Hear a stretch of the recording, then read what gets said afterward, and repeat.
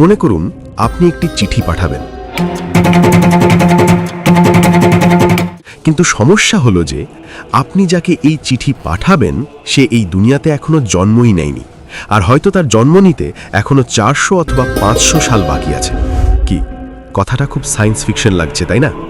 না, আসলে এটা একটি সত্য ঘটনা। এমন এক রাজা ছিলেন যিনি নবী হজরত মুহাম্মদ সাল্লাল্লাহু আলাইহি ওয়াসাল্লামের জন্মেরও 400 অথবা 500 বছর আগে একটি চিঠি লিখেছিলেন তাকে দেওয়ার জন্য। এই গল্পটা এক এমন মুসলমান রাজার যিনি নবী পাক সাল্লাল্লাহু আলাইহি ওয়াসাল্লামের জন্য মদিনা শহরের সমস্ত ঘর বাড়ি তৈরি করেছিলেন। এই গল্পটা রাজা তুব্বা আল হিময়ারিয়ের। ইয়া হাবিবাল্লাহ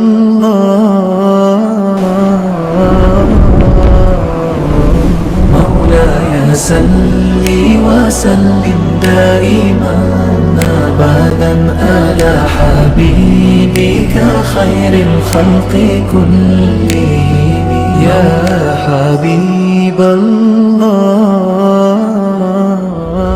এই গল্পটা হযরত মুহাম্মদ সাল্লাল্লাহু আলাইহি ওয়াসাল্লামের। ইয়া হাবিবাল্লাহ।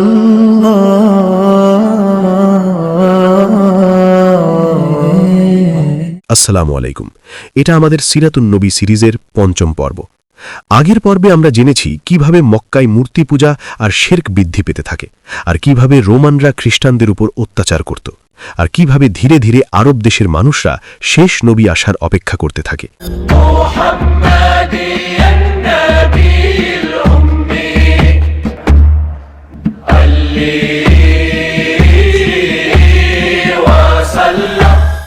এ সময়টা ছিল সেই সময় যখন দুনিয়াতে দুটি সুপার পাওয়ার ক্ষমতাধারী রাজ্য ছিল, রোমান এম্পায়ার আর পার্সিয়ান এম্পায়ার। কিন্তু এই দুই রাজ্য ছাড়াও আরও এক শক্তিশালী রাজ্য ছিল ইয়েমেনের কাছে, যাকে বলা হতো হিময়ার রাজ্য। মক্কার গরম মরুভূমি থেকে অনেক দূরে সমুদ্র ঘেরা এক ঠান্ডা শীতল রাজ্য, আর এই রাজ্যের রাজা ছিল তুব্বা আল হিময়ারি।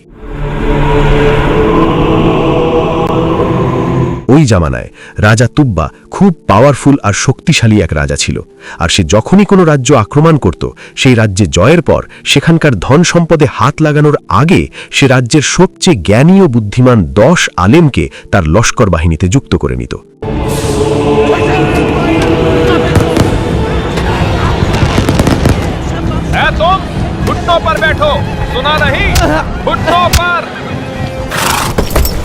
আজ থেকে এই রাজ্য তুব্বা আল লাব্বালের রাজ্য, আর আপনারা সবাই তার বাসিন্দা।